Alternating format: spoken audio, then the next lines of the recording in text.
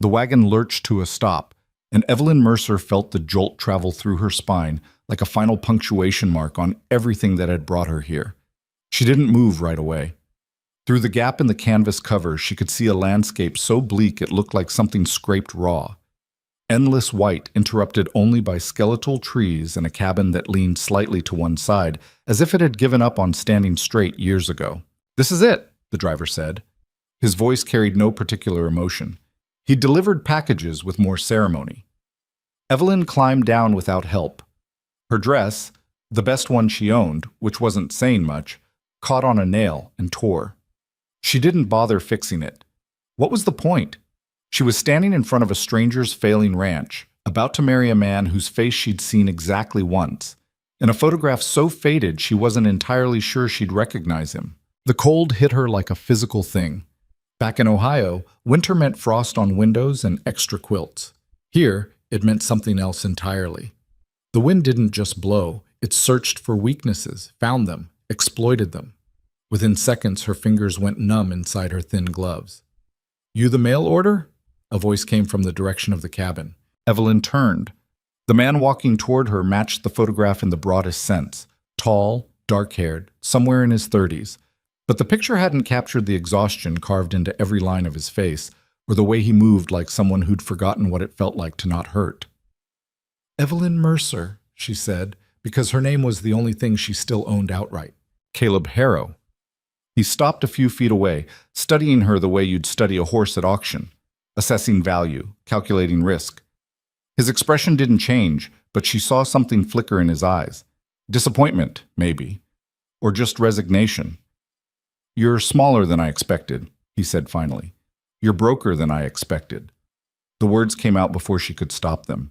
The driver coughed to hide a laugh. Caleb's jaw tightened, but he didn't argue. Hard to argue with the obvious. The ranch looked like it was held together by spite and increasingly ineffective prayers. Fences sagged.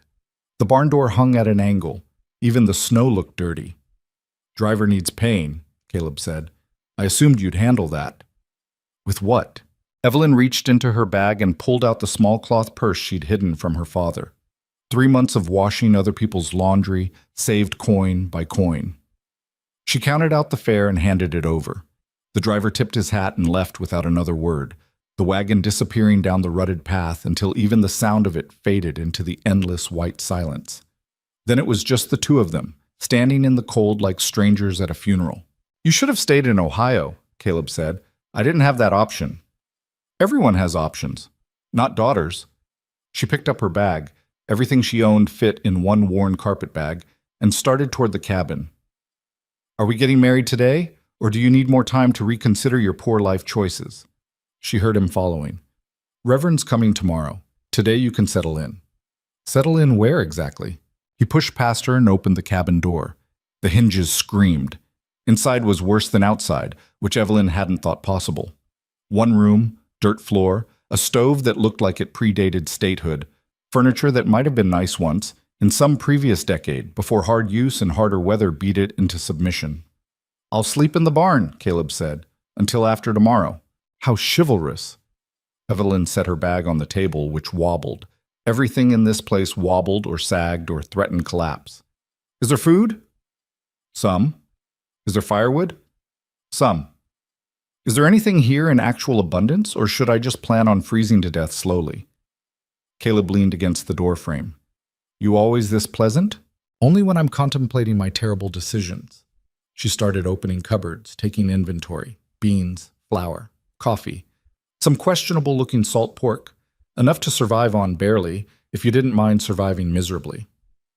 "How long has it been this bad?" "Define bad." "The part where you're one missed payment from losing everything." His expression went flat. "Who told you that?" "Nobody had to tell me. I can read a situation." She turned to face him fully. "My father sold me to clear his own debts. You think I don't recognize desperation when I see it? The only difference between you and him is you're too proud to admit it yet." For a long moment, he just stared at her. Then, "You should have stayed in Ohio." "You already said that." "I meant it both times." He stepped back outside, letting the cold rush in. "I'll bring water." After he left, Evelyn stood in the middle of the cabin and let herself feel everything she'd been holding back during the 2-week journey. Fear, anger, exhaustion so complete it felt like drowning on dry land. She was 23 years old, unmarried, and so far past her father's patience that he'd literally sold her to the first man desperate enough to answer an ad. Healthy, decent cook, won't complain. That's how the listing had described her, like livestock, like something useful if you didn't look too close. She wasn't healthy. Years of poor food and poorer treatment had left her thin and prone to illness. She was an adequate cook at best, and complaining was basically her only developed skill. But she was here now, and going back wasn't an option, even if she'd wanted to. Evelyn started unpacking. By the time Caleb returned with water, she'd managed to get a fire going in the stove. It wasn't much of a fire. The wood was damp and the stove was damaged, but it was something. Heat, however minimal, made the space fractionally less hostile. You know how to do that? He sounded surprised. Start a fire? Yes, Caleb, women in Ohio aren't completely helpless. Didn't say they were? He set the bucket down. Just didn't expect competence? Someone your size to carry wood. Evelyn looked at the small pile she'd hauled in from the covered porch. Is that a compliment or another observation about how poorly suited I am for frontier life? Just an observation. She started sorting through the food supplies, making mental calculations. When's the last time you ate properly? I eat. That's not what I asked. Caleb pulled off his gloves and moved closer to the stove. His hands were scarred and calloused, the hands of someone who'd spent his entire life fighting the land for every small victory. You don't have to cook tonight. You just got here. I'm going to cook every night. That's the arrangement, isn't it? You provide shelter, I provide domestic labor. We both pretend this is something other than a business transaction. It doesn't have to be that cold. No? Then what is it? He didn't answer right away. When he did, his voice was quieter. A chance. For both of us. Evelyn stopped sorting and looked at him properly. In the firelight, with his guard fractionally lowered, she could see past the exhaustion to something else. Not hope, exactly. Hope seemed like too generous a word, but maybe the memory of hope, or the ghost of it.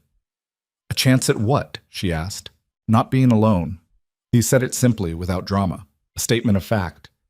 Not losing the land my family died trying to keep. And I'm supposed to fix that? No, I'm supposed to keep trying, and you're supposed to… He trailed off, searching for words. Be here. That's all. Just be here. It was possibly the saddest proposal of partnership Evelyn had ever heard. And yet, something about the honesty of it cracked something inside her chest. I'm not going to run, she said, even when it gets bad. It's already bad.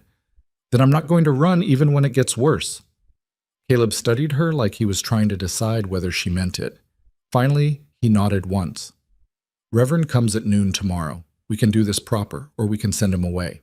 Your choice. What's your choice? I already made it when I posted the ad. Evelyn turned back to the food. Then I'll make beans. Try not to judge my cooking until you've had at least 3 meals. He almost smiled. Almost. Fair enough. Got dates. That night, alone in the cabin while Caleb kept his word and slept in the barn, Evelyn lay awake listening to the wind tear at the walls. The fire had died down to embers. The darkness was so complete it felt solid, like something pressing down on her chest. She thought about her father's face when he'd told her about the arrangement. No apology, no regret, just relief that she was finally someone else's problem. You're 23, he'd said. Nobody local's going to marry you now. This way at least you're useful. Her mother had already been dead 4 years by then. Sometimes Evelyn wondered if that had been intentional too, if her mother had simply decided that dying was easier than staying married to a man who saw his family as assets to be liquidated when times got hard. The wind hit the cabin again, and something outside, a shutter, maybe, or a piece of loose wood, banged repeatedly against the wall. The sound was irregular enough to prevent sleep. Bang. Silence. Bang, bang. Silence. Bang. Evelyn got up, wrapped herself in the thinnest blanket she'd ever encountered, and opened the door. The cold outside was vicious. It didn't just touch exposed skin, It attacked it.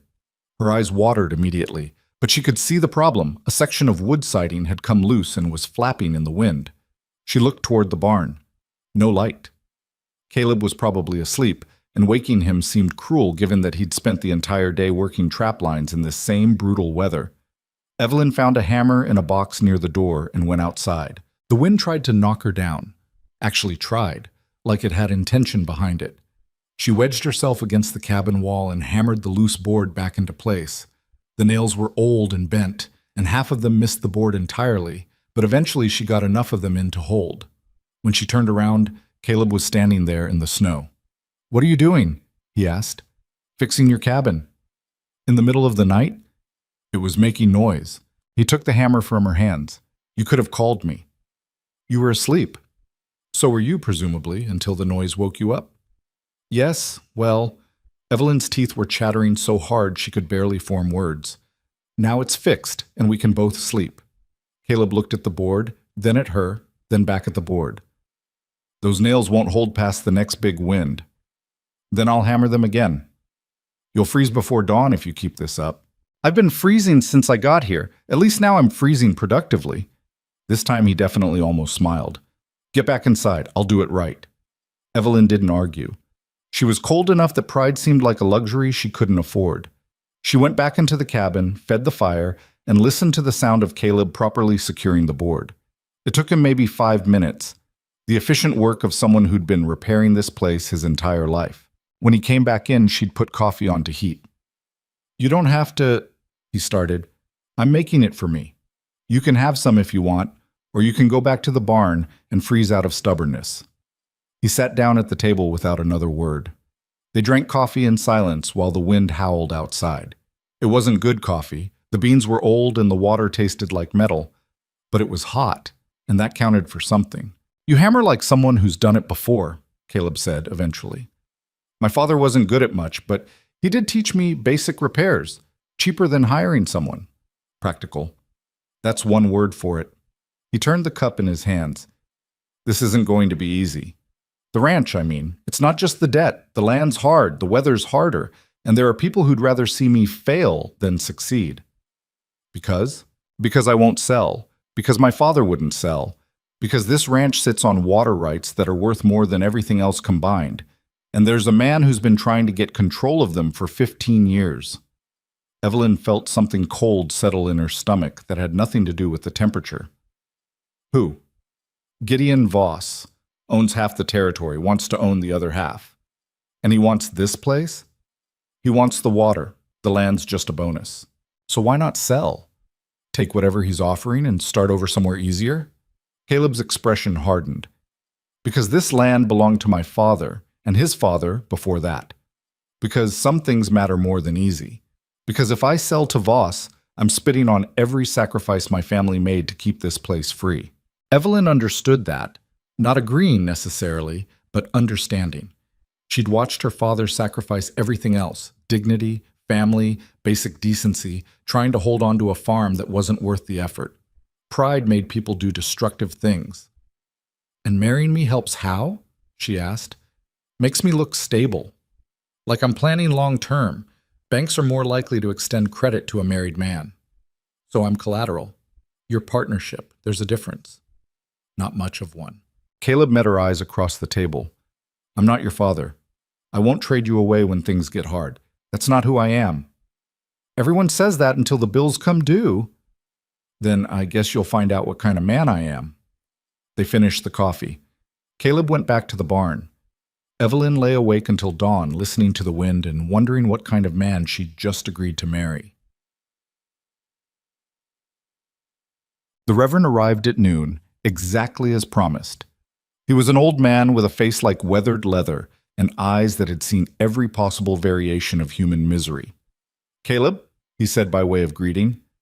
"Reverend? This the bride?" "Evelyn Mercer." The Reverend looked her over with the clinical assessment of someone who'd presided over too many desperate weddings. "You sure about this girl?" "No," Evelyn said honestly. "But I'm doing it anyway." He barked out a laugh. "At least you're honest. That's something." He pulled out a worn Bible. "Let's make this official before someone changes their mind." The ceremony took maybe 5 minutes. No flowers, no music, no guests. Just 3 people standing in a cold cabin while words were spoken that would legally bind 2 strangers together until death separated them. Do you, Caleb Harrow, take this woman? I do. Do you, Evelyn Mercer, take this man? She looked at Caleb, really looked at him, saw the desperation he was trying to hide, the exhaustion he couldn't, the last shreds of hope he was clinging to.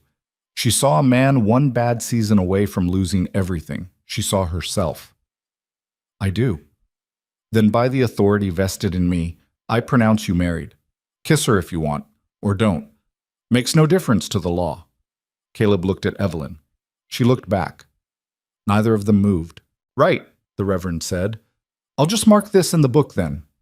After he left, they stood in the cabin like 2 people who'd just realized what they'd done. So, Evelyn said eventually. So, now what? Now we figure out how to survive winter. It wasn't romantic. It wasn't even particularly optimistic, but it was honest, and Evelyn was starting to think honesty might be the only thing worth holding on to out here. Contact. The first week was brutal. Not because of Caleb. He kept his distance, stayed polite, worked from dawn until dark on tasks that seemed endless. Brutal because the land itself felt actively hostile. Everything was harder than it should have been. Water had to be hauled from the creek, which meant breaking ice first. Wood had to be chopped, and the cold made the axe handle so painful to grip that Evelyn's hands bled inside her gloves. Food had to be stretched, rationed, made to last longer than it wanted to. And the cold. The cold was relentless. Evelyn had grown up poor, but she'd never experienced poverty quite like this. The kind where survival was measured in how many hours you could stay functional before the cold or hunger or sheer exhaustion dragged you under. But she'd meant what she said. She wasn't running. She repaired the cabin one board at a time. She learned to make the stove work despite its damage. She figured out how to make beans interesting 3 meals in a row, which was harder than it sounded. She took inventory of everything they owned and started making lists of what they'd need to survive, let alone thrive. Caleb noticed. You don't have to do all this, he said one evening, coming in to find her reorganizing the storage area. Yes, I do. If I stop moving, I'll realize how cold I am. He hung up his coat. You're different than I expected. Everyone keeps saying that. What did you expect? Someone who'd complain more. Oh, I'm complaining, constantly. You just can't hear it because I'm doing it internally. She straightened and wiped dust off her hands. Besides, complaining doesn't fix anything. Work fixes things. Not always. No, but it's better than sitting around waiting for things to get worse on their own. Caleb pulled off his boots and moved to the fire. He'd been out checking trap lines all day, and he looked half frozen. Found 2 traps sprung, nothing in them. Stolen? Or I'm losing my touch. Or someone's interfering. He glanced at her. Voss? You said he wants you gone. Stealing pelts seems beneath him. Does it? Or does it seem exactly like something a man does when he wants to make sure you can't make your payments? Caleb was quiet for a moment. If he's interfering with the trap lines, we're in trouble. Pelts are the only income we have before spring. Then we find another income source. Like what? I don't know yet, but there has to be something. Evelyn went back to organizing, moving supplies into categories. How much is the debt? Total? $800. She nearly dropped the jar she was holding. 800? 300 to the bank, 500 to Voss, who bought up paper from various creditors. So he owns most of your debt, which means he sets the terms, and the terms are getting worse. Evelyn did the math in her head. $800 might as well have been $8,000. They'd need a miracle season just to make the interest payments. When's it due? Spring. First payments due April 15th. 4 months. They had 4 months to come up with money they didn't have, using resources that were actively being undermined, in weather that made every task twice as hard as it should be. We're in trouble, Evelyn said quietly. Yes. Real trouble. Yes. She turned to face him. So what do we do? Caleb looked at her, really looked at her, maybe for the first time since she'd arrived. We try. We try until we can't anymore, and then we try anyway. That's all anyone can do out here. It wasn't encouraging, but it was something. The blizzard hit 2 weeks after the wedding. Evelyn woke to a silence so complete it felt wrong. Then she heard it, the wind, but different. Not the constant howl they'd gotten used to, but something larger, something that meant trouble. She got up and opened the door. Snow was falling so thick she couldn't see the barn, couldn't see anything beyond a few feet of white chaos. "Close it," Caleb said from behind her. "We're snowed in." For how long? However long it takes. He was already getting dressed, layering clothes. "I need to check the barn before it gets worse. Animals need feeding." "I'll come with you." "No." "I wasn't asking permission." He turned, frustration clear on his face. "You'll freeze. It's too cold." "You'll freeze too if you go alone and something happens. 2 people means 1 person can go for help if needed." "There is no help. There's just us." "Exactly my point." They stared at each other. Evelyn could see him calculating risks, weighing options, trying to find a good argument against her logic. "Fine," he said finally. "But stay close. If you fall behind, I'm not stopping. If I fall behind, leave me. I'm not asking you to be heroic." They roped themselves together, actually roped, like mountaineers, and stepped into the storm. The wind hit like a fist. Evelyn gasped and immediately regretted it as freezing air seared her lungs. She couldn't breathe right, couldn't see, could barely stay upright against the force of the wind. Caleb pulled her forward. She focused on his back, on following, on not thinking about how completely the storm had swallowed the world. The barn was maybe 50 yards from the cabin. It took them 15 minutes to reach it. Inside, out of the wind, Evelyn bent over and tried to remember how to breathe normally. Her face felt frozen. Her hands were numb despite the gloves. "Still think this was a good idea?" Caleb asked. "Ask me when my face thaws." He almost smiled. Then he got to work. There were 2 horses and a milk cow, all of them stressed by the storm. Caleb fed them while Evelyn checked the water, frozen solid. She found a pick and started breaking ice, her hands screaming with every impact. "Let me," Caleb started. "I've got it." "Evelyn, I've got it." She broke the ice, got water for the animals, helped Caleb secure a section of the roof that was starting to come loose, did everything she could to pull her weight, because if she didn't, if she admitted that the cold was winning, she might never stop running. When they finally got back to the cabin, she collapsed near the stove. "You're shaking," Caleb said, observant. He brought blankets, built up the fire, made coffee that was more sugar than actual coffee. "You could have died out there. So could you." "I know what I'm doing, and I'm learning." Evelyn wrapped her hands around the cup, trying to feel her fingers again. "Besides, we're married now. That means your problems are my problems." "That's not how it works." "Isn't it? You married me to look stable, to get credit, to have help." "Well, this is help. It's not pretty and it's not comfortable, but it's real." Caleb sat down across from her. Snow was melting in his hair, making him look younger. "You didn't sign up for this." "I signed up for whatever this turned into. That was the deal." "The deal was supposed to be easier than this. Nothing in my life has ever been easy. Why would this be different?" He didn't have an answer for that. The storm lasted 3 days. 3 days trapped in a cabin barely bigger than a large room, with nothing to do except keep the fire going and try not to think about what would happen if they ran out of firewood or food or luck. They talked because there was nothing else to do. Caleb told her about growing up on the ranch, about his father, who'd been hard but fair, about his mother, who died bringing his younger sister into the world, a sister who'd lived less than a year, about inheriting debt along with the land, and realizing that everything his family had built was held together by increasingly desperate loans. Evelyn told him about Ohio, about a mother who'd faded away slowly, like someone turning down a lamp, about a father who'd seen her as a burden from the moment her mother died, about years of working without thanks, eating without joy, existing without purpose. "Why didn't you leave?" Caleb asked. "Where would I go? A woman alone with no money and no prospects? I'd have ended up in a situation worse than this." "This isn't so bad." She looked around the cabin, at the dirt floor, the cracked stove, the walls that let in more cold than they kept out. "You have a very generous definition of not so bad. We're alive. We're warm enough. We're fed enough. That's more than some people have." That's a pretty low bar. Out here, low bars are the only kind that matter. On the third night, when the storm finally started to break, they sat by the fire and Evelyn asked the question she'd been holding back. Do you think we can actually do this? Make this work? Caleb took a long time to answer. I don't know. The honest answer is, I don't know. The debt's real. Voss is real. The land's barely producing enough to keep us alive, let alone pay off what we owe. We'd need luck we haven't had in years. But I've been trying to do this alone for a long time, and I'm tired of being alone. He looked at her. You're stronger than you look. Tougher than I expected.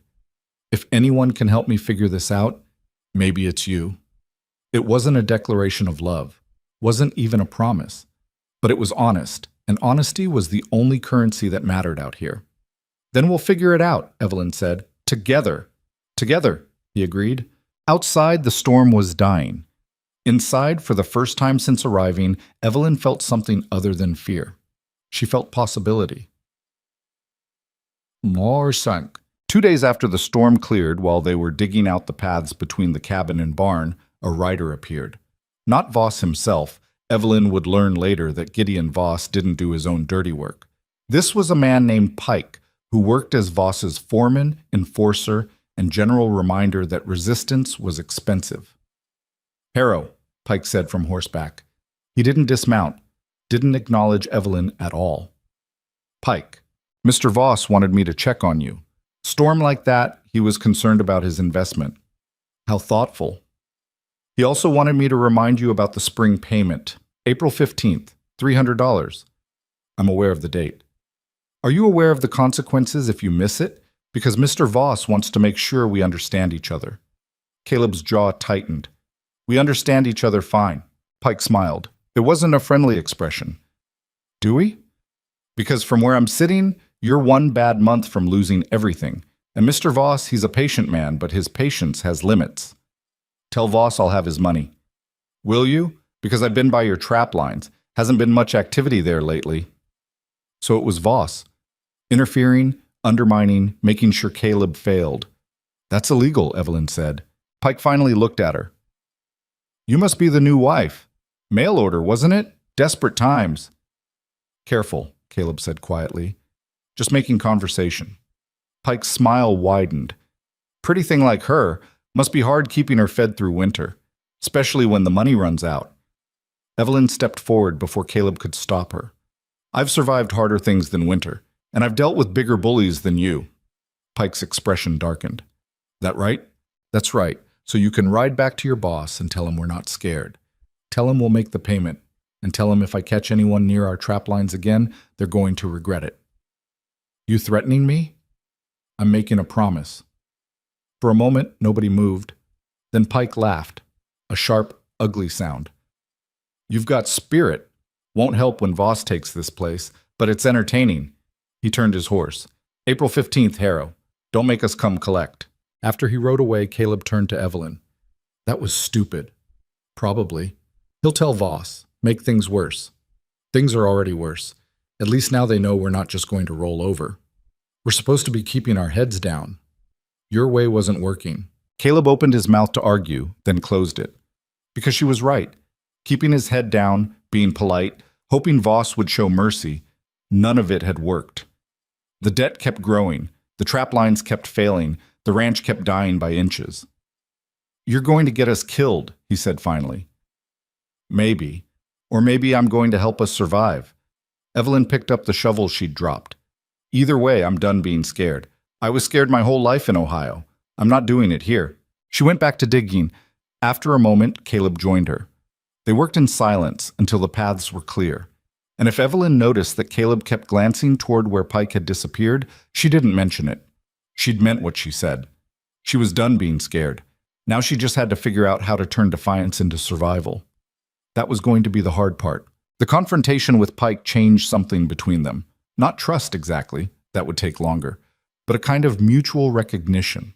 They were both trapped in the same impossible situation, and pretending otherwise was a waste of energy neither could afford. Over the following weeks, they fell into a rhythm.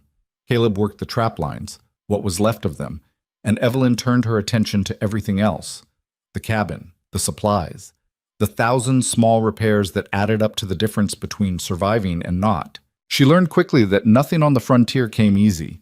The simplest tasks back in Ohio became elaborate productions out here.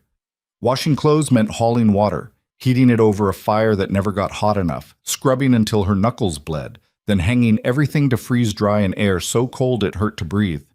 Cooking meant rationing ingredients she didn't have enough of while trying to make meals interesting enough that they didn't lose the will to eat. Even sleep was work.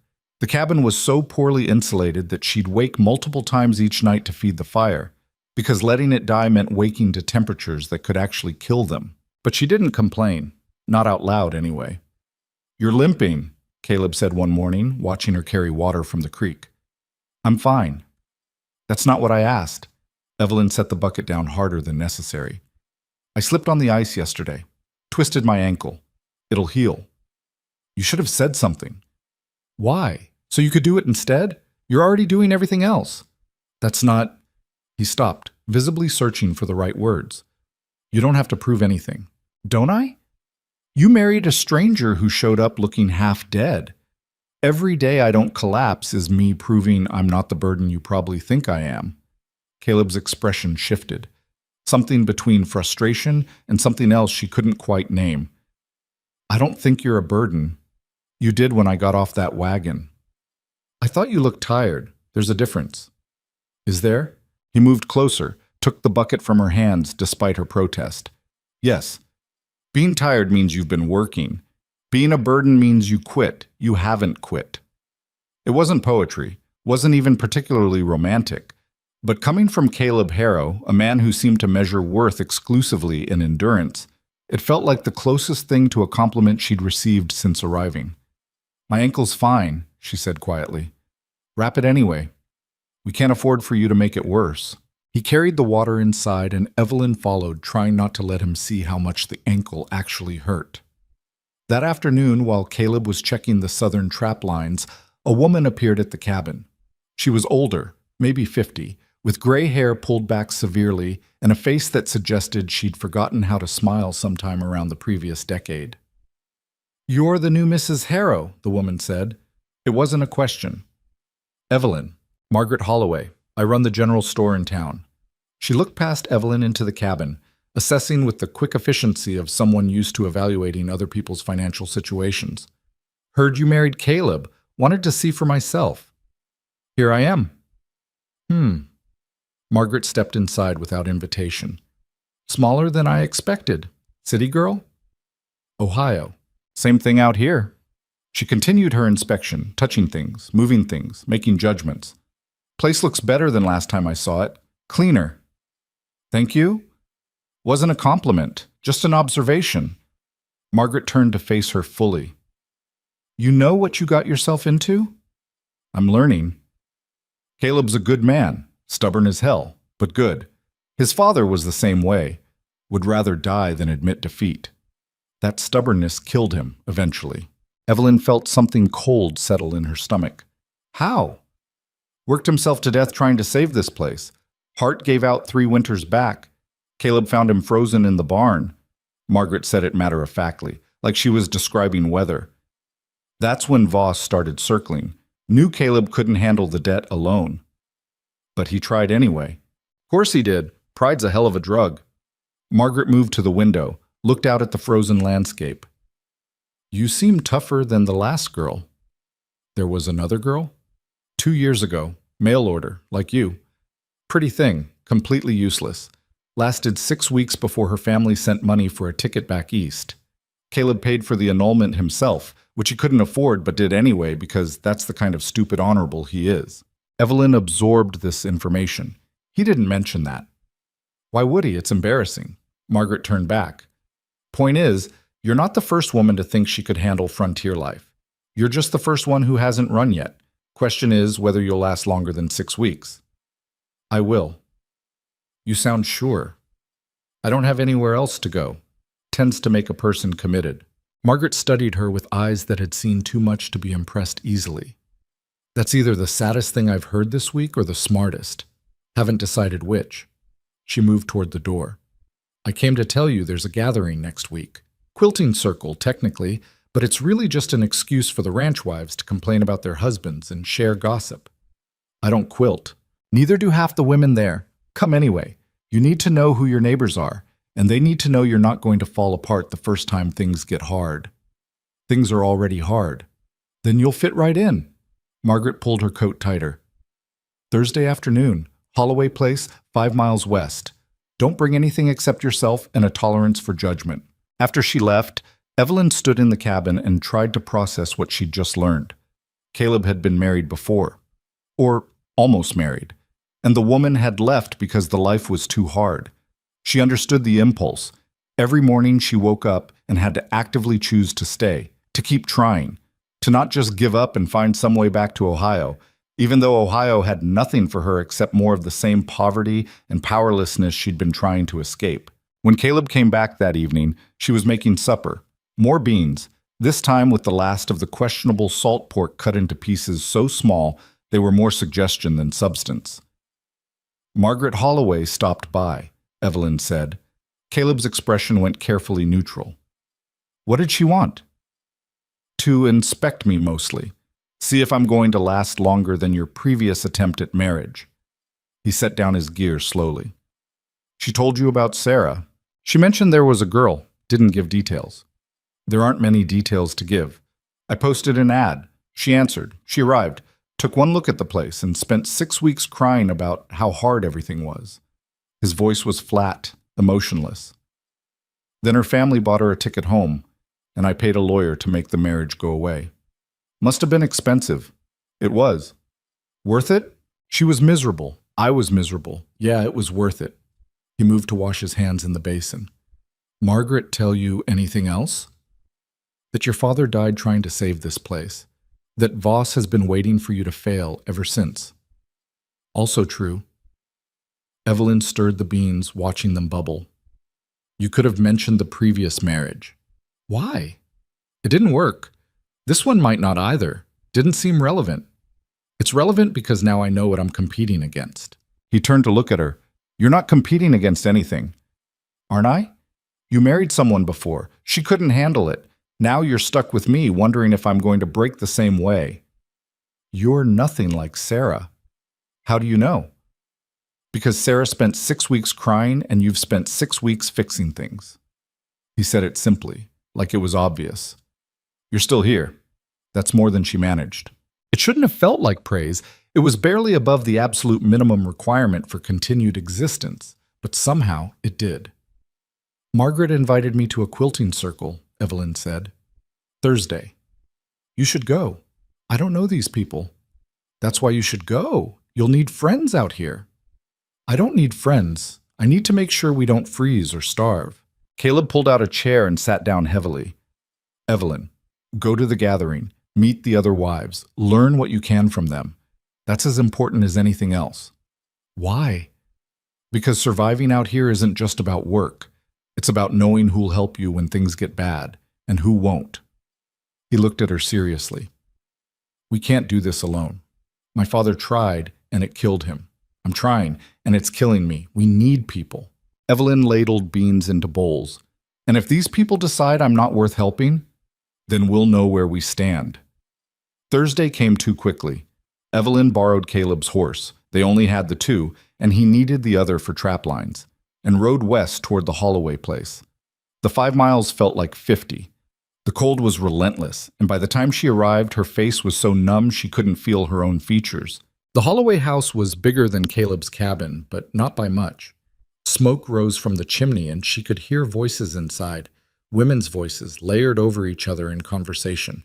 Evelyn almost turned around, almost rode back to the cabin where she could be cold and miserable, but at least alone. Then she thought about Caleb's words. We need people. She tied up the horse and went inside. 6 women sat around a large table, fabric and thread scattered everywhere. The conversation stopped the moment she entered. Well, Margaret said, she actually came. Everyone, this is Evelyn Harrow. Evelyn, this is everyone. The introductions happened quickly. Ruth, who ran a sheep operation with her husband. Anna, whose ranch was even smaller than Caleb's. Elizabeth, who was pregnant with her fourth child and looked exhausted about it.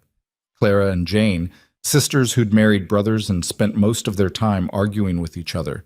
And Susan, who was maybe 22 and watched Evelyn with open curiosity. "So you're the one who married Caleb," Susan said. "Everyone thought he'd given up after Sarah." "I'm not Sarah," Evelyn replied. "Obviously, Sarah was prettier." "Susan," Margaret said sharply. "What? I'm just saying what everyone's thinking." Ruth cleared her throat. "Ignore her. She has no manners." She gestured to an empty chair. "Sit. Do you actually know how to quilt, or are you like the rest of us and just pretending?" "I can sew," Evelyn said carefully. "Not well, but adequately." "That's more than some of us can claim." Ruth pushed fabric toward her. "We're working on a blanket for Anna's daughter. She's getting married in spring." Evelyn picked up a needle and thread, trying to remember the last time she'd done anything purely social. Years, probably. Her father hadn't believed in wasting time on things that didn't produce immediate value. The women talked while they worked. Mostly gossip, who was struggling, who was thriving, who'd been seen where with whom. But underneath the gossip was information. Real, useful information about how to survive out here. "The Morrison place finally sold," Clara mentioned. "Voss bought it." "Of course he did," Jane replied. "That's what, the fourth ranch this year?" "Fifth. He got the Patterson place in October." Elizabeth looked up from her sewing. "How does he keep doing it? Where's the money coming from?" "Banks love him because he always pays. We all hate him because he's destroying the territory, but the banks just see profit." Anna shook her head. "My husband says Voss won't be satisfied until he owns everything from here to Denver." "Your husband's probably right." Ruth glanced at Evelyn. "I'm guessing Caleb's told you about Voss?" "Some. The man's a snake. He finds ranches that are struggling, offers loans with terms that seem reasonable, then adjusts those terms when people can't pay. By the time you realize you're trapped, it's too late." "That's what happened to the Morrisons," Clara added. "Borrowed money for seed, couldn't pay it back after a bad harvest, suddenly found out the interest had tripled. Voss ended up with their land for a fraction of what it was worth." Evelyn kept sewing, processing this information. "Is that legal?" "Legal enough. He's got lawyers who make sure everything looks proper on paper, and he's got judges who owe him favors." "So there's no fighting it?" "Not that anyone's figured out." Susan leaned forward. "Why? Is Caleb planning to fight?" "I don't know what Caleb's planning." "Smart answer," Margaret said approvingly. "Never tell people more than they need to know." The conversation shifted to other topics: weather, children, the difficulties of getting supplies during winter. But Evelyn's mind stayed on Voss. If he'd taken 5 ranches this year alone, and if the pattern was as consistent as these women suggested, then he wasn't just a bully. He was systematic, organized, running what amounted to a territory-wide operation designed to transfer land from desperate families to himself. "How long has this been going on?" Evelyn asked during a lull in conversation. "Voss's buying spree? Maybe 10 years, Ruth replied. "Started small after his father died and left him money. Now he owns more land than anyone else in 3 counties. And nobody's tried to stop him? Stop him how? He's not breaking any laws, at least none that can be proved, and the people he's hurting are too broke and too scared to fight back.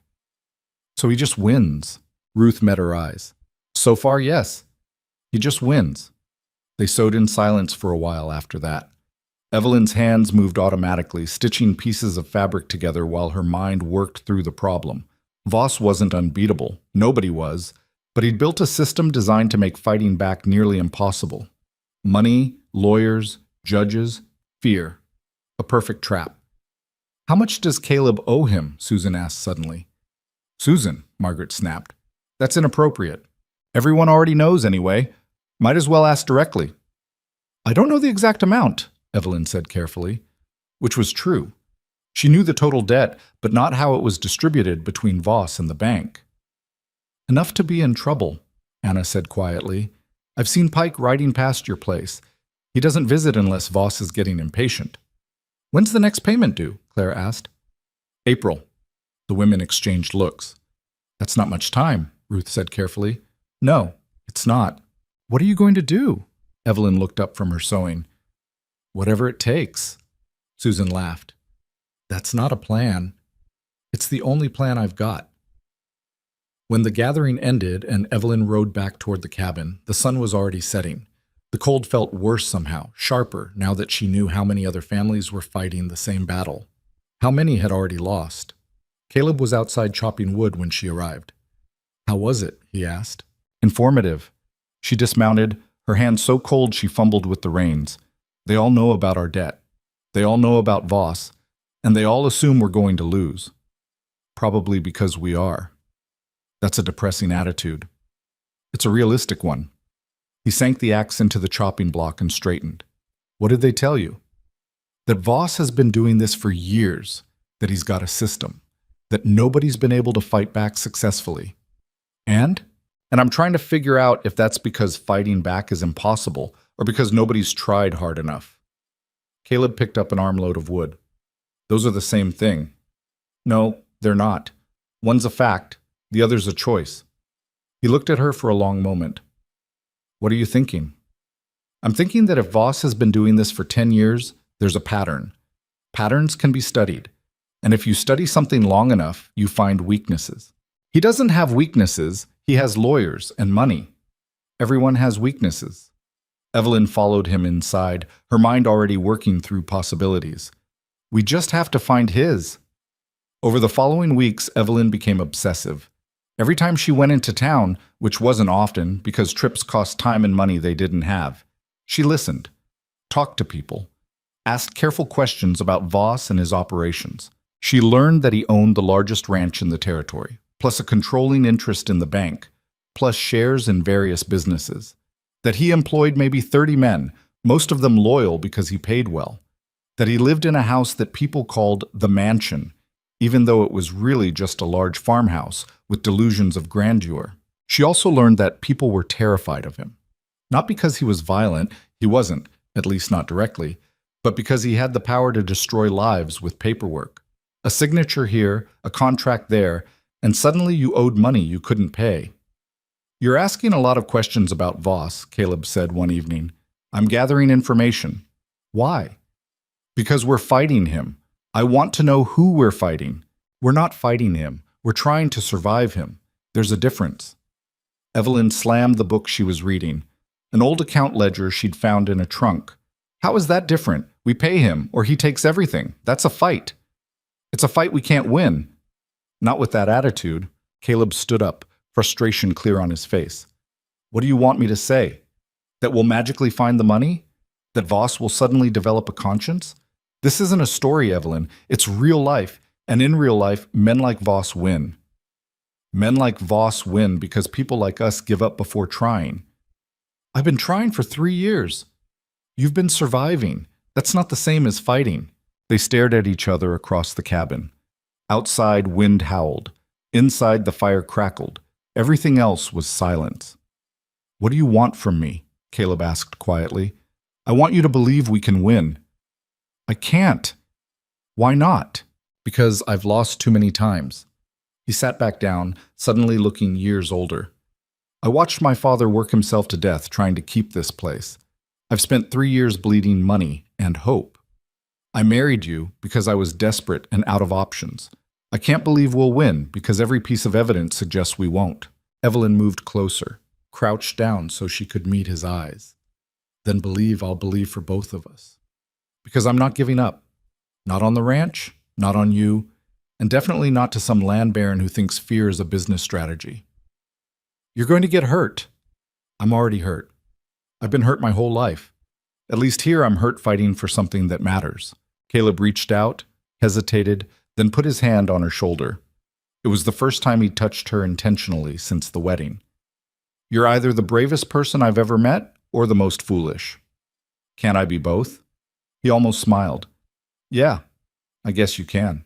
That night, lying awake while Caleb slept on the other side of the room, they still maintained separate sleeping arrangements. Though the cold made the distinction increasingly theoretical, Evelyn made herself a promise. She would find a way to beat Voss. Not just survive him, not just delay the inevitable, actually beat him. She had no idea how, but she'd figure it out. She always figured it out. 2 weeks later, everything changed. A storm rolled in, not as bad as the blizzard, but bad enough that Caleb couldn't check the trap lines. They spent the day inside doing small tasks, trying not to get in each other's way. Around noon, Evelyn noticed water dripping from the ceiling. "Caleb," he looked up. "What?" "The roof's leaking." They both stared at the expanding wet spot on the ceiling. Then, in perfect synchronization, they grabbed buckets and positioned them under the drips. "How bad is it?" Evelyn asked. "Won't know until I can get up there and look. Can't do that until the storm passes." "And if it gets worse before then?" "Then we get wet." The leak got worse. By evening, they had 5 buckets positioned around the cabin, each one filling at different rates. The sound of dripping water was constant, maddening. "This is ridiculous," Evelyn said. "Welcome to frontier life." "How long has the roof been bad?" "Couple years. I've been patching it." "Not well, apparently." Caleb shot her a look. "You want to climb up there and do better?" "If I have to." "You're not climbing anywhere. It's too dangerous." "And letting the cabin flood isn't?" Before he could respond, there was a cracking sound. They both looked up just in time to see a section of the ceiling sag inward. Water poured through, much faster now. "Out," Caleb said. "Now." They grabbed what they could, coats, blankets, the box with important papers, and ran outside into the storm. Behind them, more of the ceiling collapsed, sending water and debris cascading into the cabin. They stood in the snow, watching their home partially implode, and Evelyn started laughing. She couldn't help it. The absurdity of everything, the debt, the cold, the failing ranch, and now this was too much. She laughed until tears froze on her face. "This isn't funny," Caleb said. "It's a little funny." Our cabin just collapsed. Partially collapsed. And yes, I know, it's a disaster. But what else can I do? Cry? I'm tired of crying. Caleb looked at her like she'd lost her mind. Then, impossibly, he smiled. Not a big smile. Caleb Harrow didn't do big smiles. But real. "You're insane." "Probably. Does that change anything?" "No, we're still homeless. We have the barn." They did have the barn. And so, for the next 3 days while the storm raged and the cabin sat partially destroyed, they lived with the horses and cow. It was cramped. It smelled terrible. The animals were confused by the human invasion, but it was dry and marginally warm, which made it paradise compared to the alternative. "I'm sorry," Caleb said on the second night, both of them huddled under blankets in a horse stall. "For what?" "For all of this. You deserved better." "Better than what? A collapsing cabin in the middle of nowhere with a husband who thinks we're doomed?" Evelyn shifted to look at him. "I had better, actually, or I thought I did. Turned out having a roof over my head and food on the table wasn't worth living with a father who saw me as property. At least here, nobody's selling me. Yet. Not ever. That's the point." She pulled the blanket tighter. "You keep apologizing for things that aren't your fault. The cabin was already failing when I got here. The debt was already crushing. Voss was already circling. None of that's on you. I brought you into it. I chose to come. There's a difference." They were quiet for a while, listening to the storm and the animals moving restlessly in their stalls. "What do we do?" Caleb asked finally. "About the cabin?" "About everything." Evelyn thought about it. About the debt hanging over them. About Voss waiting for them to fail. About a roof that needed replacing and money they didn't have and time running out before April. "We fight," she said simply. "With what?" "With whatever we've got. We don't have anything. We have each other, and we have information, and we have the fact that Voss thinks we're already beaten." She turned to face him fully. "That's something. It's not much, but it's something." Caleb studied her in the dim light. "You really believe that?" "I have to. The alternative is giving up, and I'm not doing that." "Even when it's hopeless?" "Especially then." He reached out, slowly, giving her time to pull away, and took her hand. His palm was rough with calluses, warm despite the cold. "If we're doing this, we do it together. No more you taking unnecessary risks. No more you trying to prove you're not a burden." "I'm not I know. You've proved it. Multiple times. Now prove you can let me help." Evelyn squeezed his hand. "Deal. But same goes for you. No more deciding you have to handle everything alone." "Deal." They shook on it, like business partners sealing a contract, which, Evelyn supposed, was essentially what they were. business partners who happened to be married and currently living in a barn. It wasn't romantic, but it was honest. And out here, honesty was worth more than romance anyway. When the storm finally cleared, they assessed the damage. The cabin was worse than they'd thought. A full quarter of the roof had collapsed, taking part of one wall with it. Everything inside was either waterlogged or destroyed. "It'll take weeks to fix," Caleb said. "Then we'd better start." "Evelyn, I know. We don't have time, we don't have money, we don't have materials, I know all of that." She picked up a piece of broken roof beam. "But we also don't have a choice. We fix it, or we live in the barn forever. Living in the barn might be easier. Maybe, but I'm tired of easier. Let's try better instead." They spent the next 3 weeks rebuilding. It was brutal work, hauling timber, cutting boards, climbing onto a damaged roof in freezing temperatures to nail down new shingles they couldn't actually afford but had to buy anyway. Every night, Evelyn fell asleep so exhausted she couldn't remember lying down. Every morning, she woke up sore in places she didn't know could hurt. But slowly, impossibly, the cabin came back together. The day they moved back inside, Evelyn stood in the middle of the space and felt something close to pride. It wasn't perfect. The repairs were obvious, amateur, but it was whole again. They'd made it whole. "Not bad," Caleb said from the doorway. "Not good either. But standing, that counts for something." Evelyn looked at him. At this man she'd married out of desperation, who'd married her the same way, who was exhausted and losing and still trying anyway. "Yeah," she said quietly. "It counts for something." That night they ate together at the repaired table. Beans again, because everything was always beans, and Evelyn felt something shift. They weren't strangers anymore. Weren't just two desperate people clinging to a failing dream. They were partners. Equals. People who'd rebuilt a roof together and might, maybe, be capable of rebuilding other things too. "Evelyn," Caleb said suddenly. "Yeah? Thank you." "For what?" "For staying, for fighting, for not being like Sarah." She reached across the table and took his hand. "I'm not Sarah, and you're not my father. We're just us. Whatever that means." He squeezed her fingers gently. "I'm starting to think it means something good." Outside, the Colorado wind howled. Inside, for the first time since arriving, Evelyn felt something that might have been hope. It wasn't much, but it was enough to keep going. And going was all that mattered. The night everything changed started ordinary enough. Caleb was at the table reviewing accounts. Not that reviewing them helped. The numbers stayed stubbornly catastrophic no matter how many times he looked. And Evelyn was mending a shirt by lamplight. The cabin was warm for once, the new roof holding properly, and for a brief moment they could almost pretend things weren't as desperate as they actually were. Then someone knocked on the door. Caleb and Evelyn exchanged glances. Nobody visited after dark. Not out here, not in winter, not unless something was seriously wrong. Caleb opened the door to find Anna standing on the porch, shaking with cold or fear or both. "Anna?" Evelyn was already moving, pulling the woman inside. "What happened?" "It's Thomas." Anna's voice cracked. "Voss called in his debt, all of it. Says we have 30 days to pay or he takes the ranch." Caleb closed the door. "How much?" $600. The number hung in the air like something physical. $600 might as well have been 6,000. Nobody had that kind of money. "When did this happen?" Evelyn asked, guiding Anna to a chair. "This afternoon. Pike came with papers. Legal papers." Thomas tried to argue, but Pike just laughed and said Voss was done waiting. Anna looked up, her face streaked with tears. "We don't have it. We can't pay. We're going to lose everything."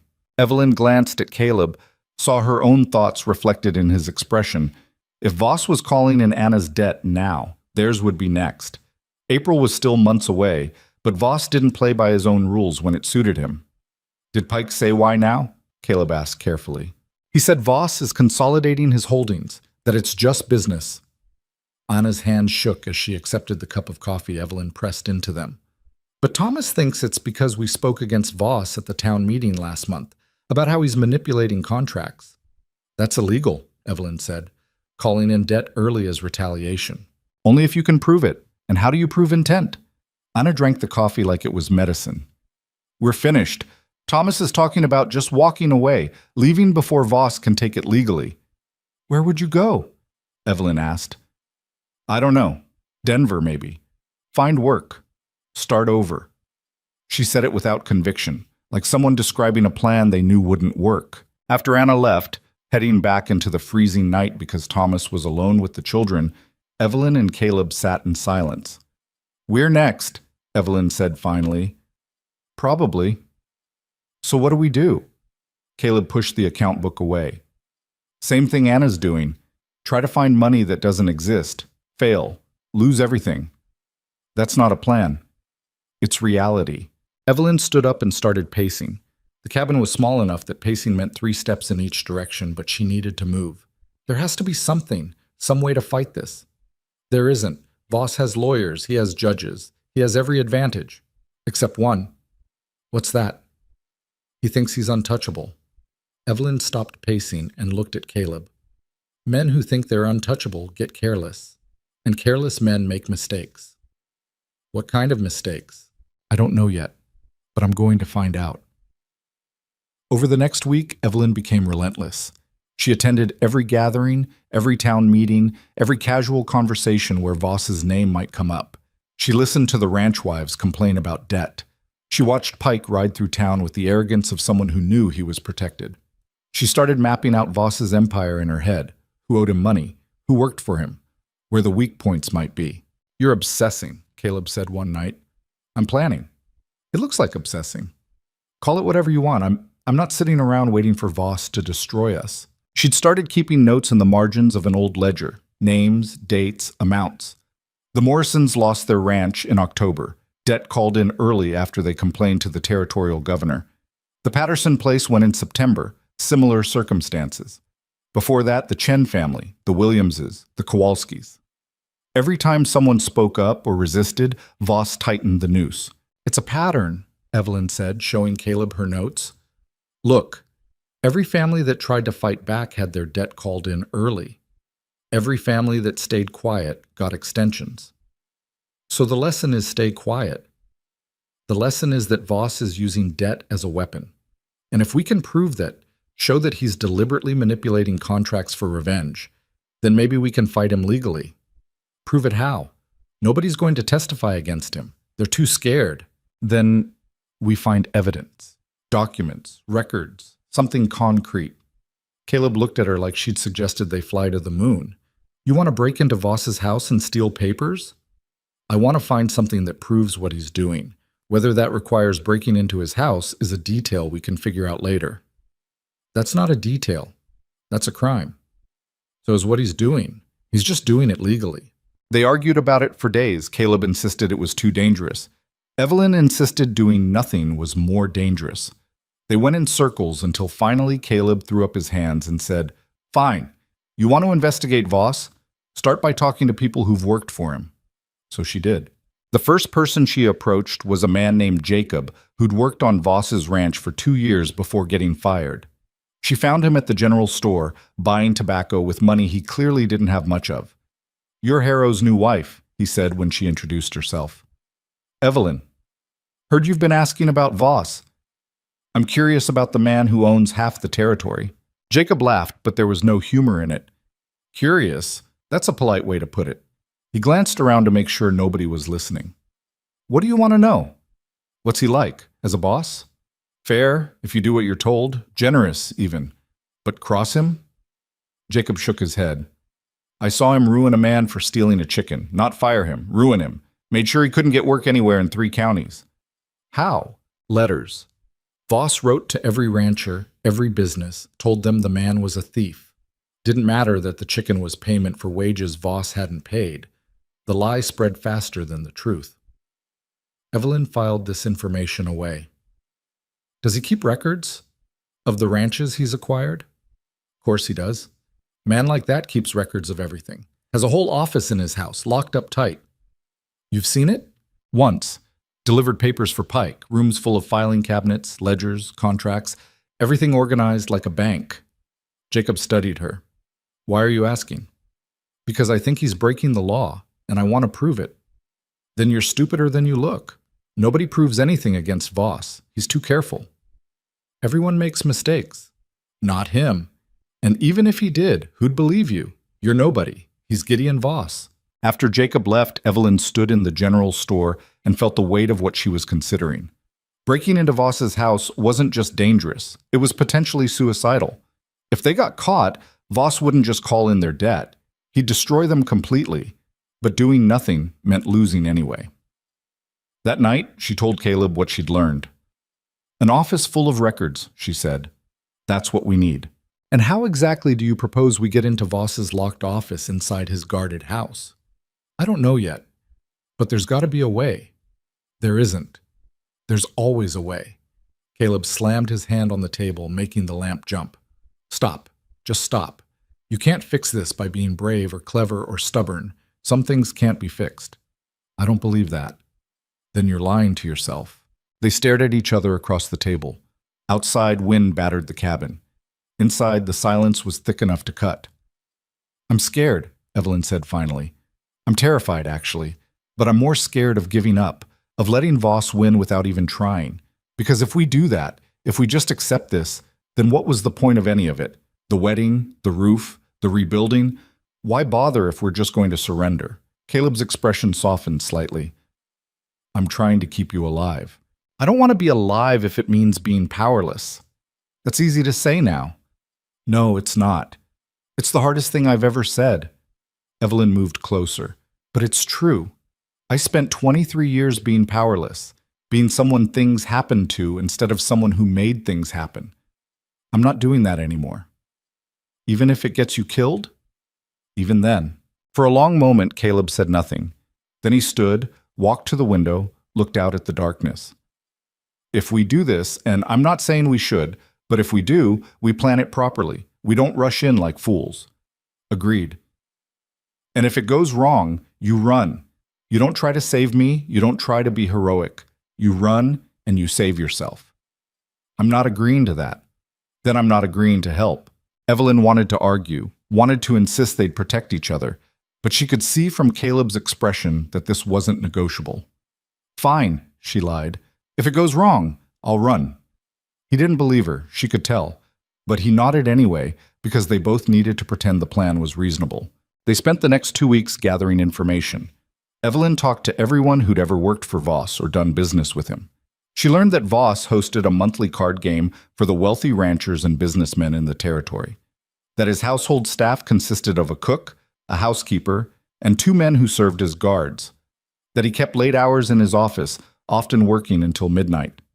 The card game, Evelyn said one night, that's our opening. How? Everyone's distracted. Voss is hosting, so he's not in his office. The guards are watching the guests, not an empty room. If we can get inside while the game's happening, we might have time to search. And how do we get inside? The housekeeper.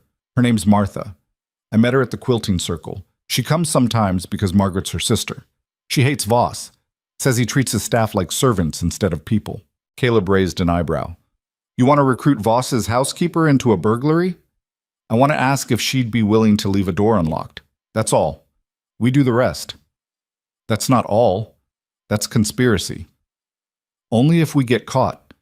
They visited Martha 2 days later, finding her at Margaret's house on her day off. She was older, maybe 60, with sharp eyes and a sharper tongue.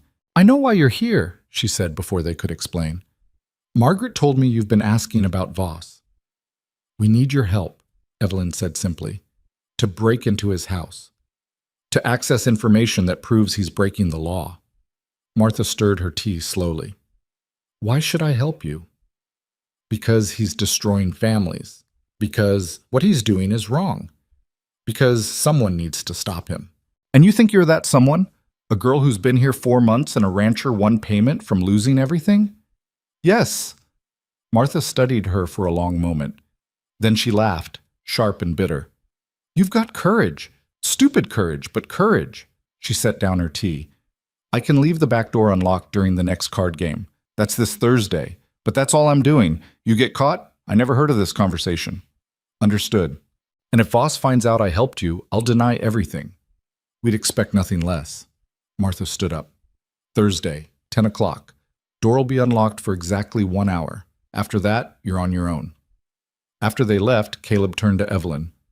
We're really doing this. We're really doing this. We're insane. Probably. Does that change anything? He looked at her, really looked at her, the way he had that first day when she'd stepped off the wagon. But his expression now was different. Not calculating, not resigned, something else. No, he said quietly. It doesn't change anything. Thursday came too fast and too slow.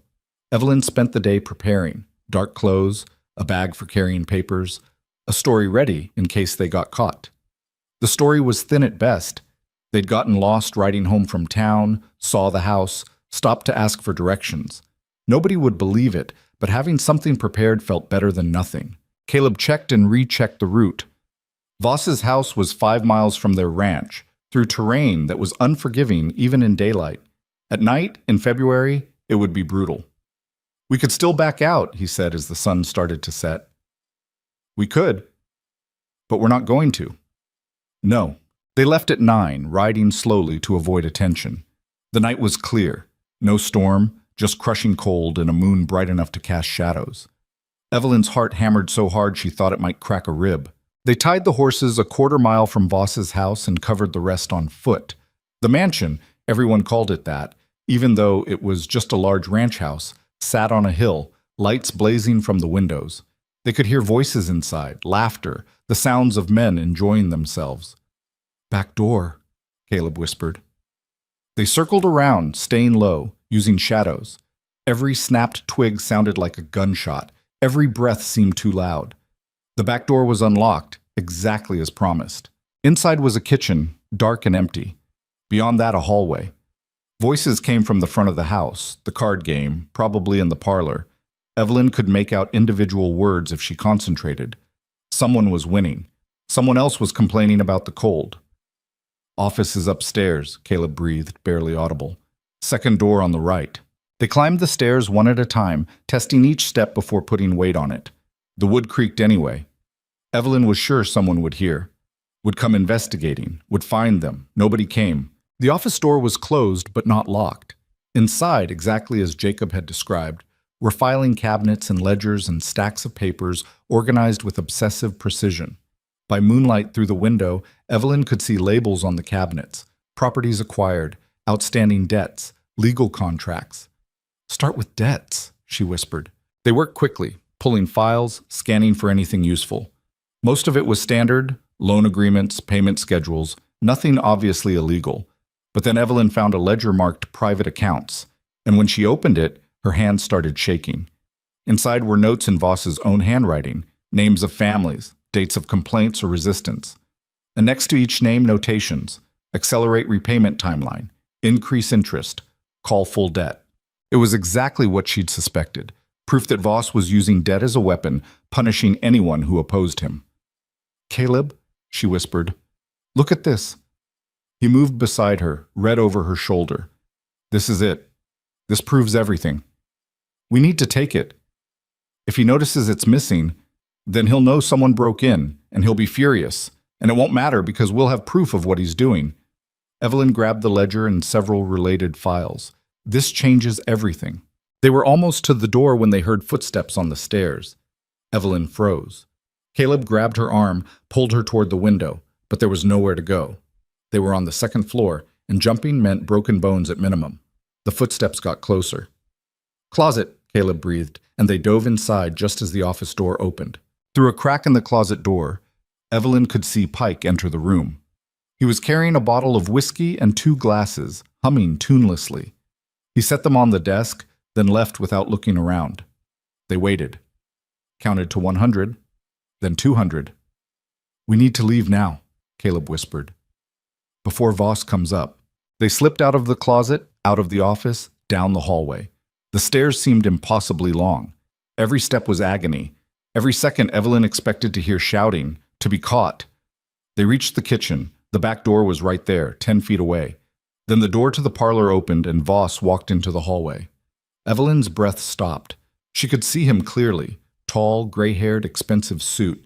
He was 50 feet away, but in the enclosed space it felt like inches. Voss paused, looking toward the kitchen, looking right at them. Then someone called his name from the parlor, and he turned back, distracted. Caleb grabbed Evelyn's hand and they ran, Out the back door, across the yard, into the darkness. They didn't stop until they reached the horses, and even then Evelyn couldn't catch her breath. "Did he see us?" she gasped. "I don't know. Maybe. I don't know." They rode hard, pushing the horses faster than was safe. The cold was vicious, but Evelyn barely felt it. Adrenaline made everything sharp and immediate and terrifying. They didn't speak until they reached the cabin. Inside, with the door barred and the lamp lit, Evelyn pulled out the stolen ledger and files and spread them on the table. "We did it," she said. "We actually did it." Caleb was shaking, from cold or fear or both. If Voss realizes these are missing, he will. Probably already has. Evelyn started reading through the documents. "But it doesn't matter. Look at this. All of it. Years of manipulation, proof that he's been targeting families for revenge. This is enough to bring him down. If anyone will listen, they'll listen. They have to." Caleb sat down heavily. "You realize what we just did? We committed burglary. If Voss reports it, we're the ones who'll end up in jail. Only if he admits what these documents contain. And if he does that, he's admitting to his own crimes." Evelyn looked up, her eyes bright with something between fear and exhilaration. "Don't you see? He can't report the theft without exposing himself. We've got him trapped. Or he's got us trapped. Either way, we're past the point of backing out." They stayed up the rest of the night going through everything they'd stolen. The ledger was damning, but the accompanying files were worse. Contracts with terms that changed arbitrarily, payment schedules that made no mathematical sense, letters to judges asking for favorable rulings in exchange for political support. It was all there, every piece of the puzzle. As dawn broke, Evelyn looked at Caleb. He looked years older than he had yesterday. Or maybe he looked his actual age for the first time since she'd met him. "We need a lawyer," she said. "Someone who can use this." "Who?" "Anyone local is either working for Voss or terrified of him." "Then we go to Denver, find a territorial prosecutor, someone with actual authority. That's a 3-day ride, in winter." "Then we'd better dress warm." Caleb laughed, exhausted and slightly manic. "You're unbelievable. I'll take that as a compliment. It wasn't meant as one. I'm taking it anyway." They packed that morning, taking only essentials. Food, the stolen documents, enough money for lodging in Denver. Evelyn left a note for Martha, thanking her without saying explicitly what for. They told no one else where they were going or why.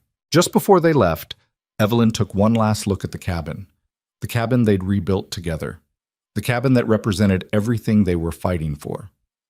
"If this doesn't work," she said quietly, "we lose everything." "I know.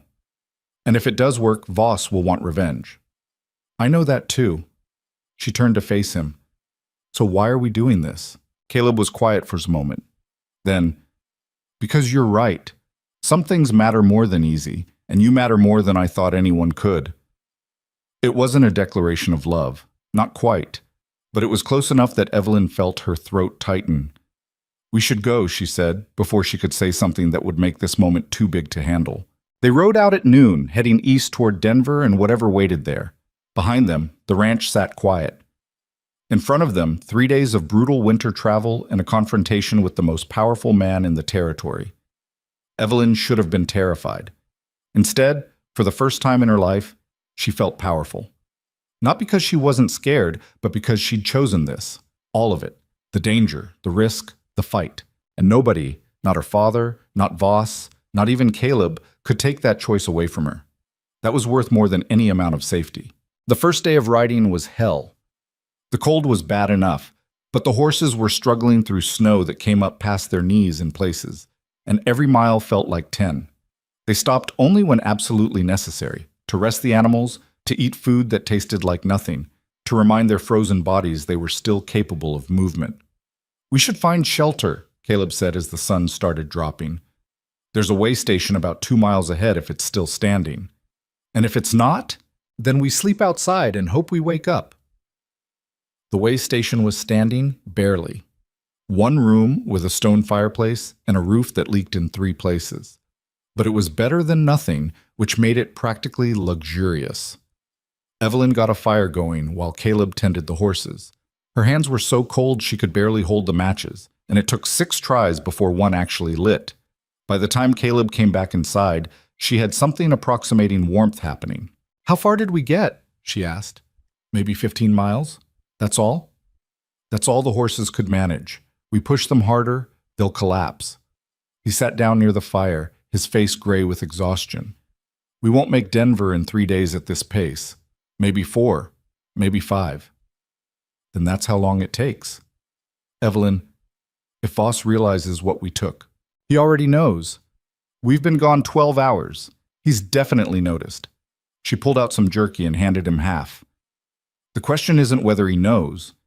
It's whether he can stop us before we reach Denver." They ate in silence, both too tired for conversation.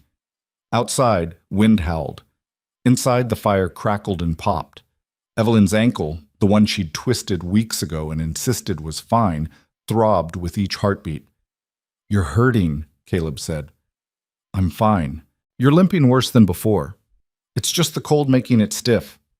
He didn't argue, which somehow felt worse than if he had.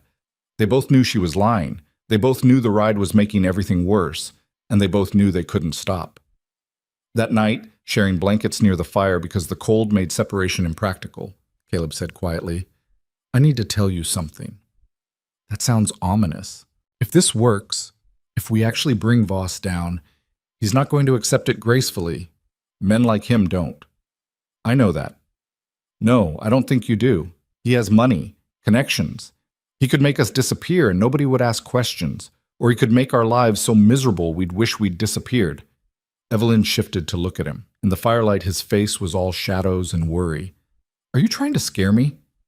"I'm trying to make sure you understand what we're risking." "I understand perfectly. We're risking everything, but we were going to lose everything anyway. So at least now we're losing it while fighting back." "That's not comforting." "It's not supposed to be. It's supposed to be true." She reached out, found his hand in the darkness. "Caleb, I know you're scared. I'm scared too. But I'd rather die trying than live knowing I gave up." "You keep saying that like dying is an acceptable outcome. It's not acceptable, but it's preferable to being powerless." He was quiet for a long time. Then, "When did you get so brave?"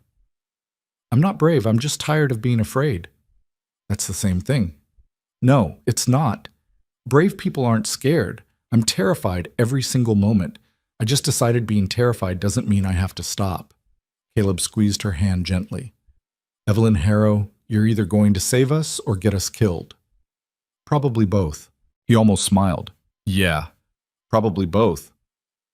They reached Denver on the afternoon of the 5th day, half frozen and completely exhausted. The city was bigger than anything Evelyn had seen, buildings 3 stories tall, streets crowded with people, noise and movement everywhere. It felt overwhelming after months of frontier silence. "Where do we find a prosecutor?" Evelyn asked. "Territorial office should be near the courthouse." Caleb looked around, orienting himself. "I was here once, 10 years ago. Everything looks different." They found the courthouse eventually, a stone building that tried very hard to look important. Inside was warmer, at least, and a clerk directed them to the prosecutor's office on the 2nd floor. Nathaniel Pierce was younger than Evelyn expected, maybe 40, with sharp eyes and an expression that suggested he'd heard every lie and excuse humanity could produce. He looked up when they entered, taking in their trail-worn appearance with obvious skepticism. "Help you?" "We need to report corruption," Evelyn said. "Land fraud, debt manipulation, possibly bribery of public officials." Pierce's eyebrows went up. "That's ambitious. Who's the target?" "Gideon Voss." The prosecutor's expression changed. Not quite fear, but definitely caution. "Voss. Of course it's Voss." He leaned back in his chair. "You realize he's one of the wealthiest men in the territory? That he has lawyers who make my salary look like pocket change?" "I realize that. I also have proof of what he's been doing." "Proof." Pierce said it like someone who'd heard that claim before and been disappointed. "What kind of proof?" Evelyn pulled out the ledger and files they'd stolen, laid them on his desk like evidence at trial. His own records, showing years of deliberate debt manipulation, targeting families who opposed him, accelerating payments to force foreclosures, changing contract terms without consent. Pierce picked up the ledger slowly, like it might explode. Started reading. His expression shifted from skeptical to interested to something that might have been actual concern. Where did you get this? Does it matter? Yes. If you stole it, then Voss will have to admit these records exist to prosecute us for theft, which means admitting what they contain. Evelyn leaned forward. You're a prosecutor. You know how this works. These documents are evidence of systematic fraud. Whether we obtained them legally is secondary to what they prove. Pierce kept reading, flipping pages, his jaw getting tighter. This is bad. This is really bad. If even half of this is accurate, it's all accurate. I've talked to the families, verified the patterns. Voss has been doing this for years. Then why hasn't anyone reported it before? Because they're terrified. Because he owns the local judges. Because people who oppose him lose everything. Evelyn's voice was steady, but her hands shook. We're reporting it now because we're going to lose everything anyway. At least this way we fight back. Pierce set down the ledger and looked at them properly. You understand what you're starting? Voss won't take this quietly. He'll fight, and he'll target you specifically. Let him try. That's brave talk from someone who doesn't know what he's capable of. I know exactly what he's capable of. I've watched him destroy families. I've seen how he uses fear as a weapon. But I'm done being afraid of him. The prosecutor studied her for a long moment. Then he turned to Caleb. And you? You're on board with this? She's my wife. Where she goes, I go. Even if it destroys you? We're already being destroyed. At least this way we're causing damage on the way down. Pierce laughed, sharp and humorless. I like you two. You're either incredibly brave or incredibly stupid. Probably both. He pulled out paper and started taking notes. I'll need statements, detailed ones. Names, dates, amounts. Everything you know about Voss's operations. They spent the next 3 hours going through everything. Evelyn detailed every conversation, every pattern she'd noticed. Caleb provided financial information about their own debt. Together, they built a picture of systematic corruption spanning more than a decade. By the time they finished, Pierce looked genuinely disturbed. This is bigger than I thought, he said. If what you're telling me is accurate, Voss has been operating a territory-wide scheme.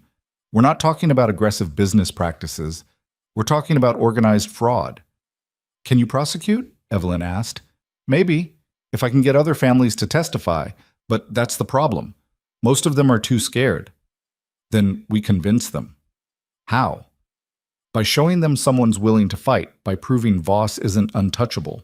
Pierce rubbed his face tiredly. You make it sound simple. It's not simple, but it's necessary. They left the courthouse as the sun was setting.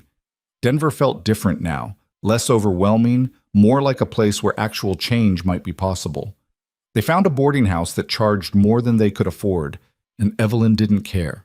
They had a real bed, actual warmth. For one night, they could pretend they weren't about to go to war with the most powerful man in the territory. Do you think Pierce will actually do something? Caleb asked as they lay in the darkness. I think he wants to. Whether he can is different. If he can't, then we figure out something else. But at least we tried. Caleb rolled over to face her. I need you to know something. Whatever happens, whether we win or lose or end up dead in a ditch, this was worth it. Fighting back was worth it. You sound like you're saying goodbye. I'm saying thank you for not giving up, for being stronger than I am. I'm not stronger. I'm just more stubborn. Same thing. He reached out in the darkness, found her face, traced the line of her jaw. I love you. I should have said it before, but I'm saying it now. Evelyn's breath caught. Caleb, you don't have to say it back. I just needed you to know. I do say it back, you idiot. I've been falling in love with you since the day we rebuilt that roof. I just didn't think... She stopped, swallowed. I didn't think I was allowed to. Allowed to? To love someone who married me out of desperation. To want something real from an arrangement that started as pure transaction. He pulled her closer. It stopped being a transaction the moment you hammered that board back on the cabin at 3 a.m. Maybe even before that.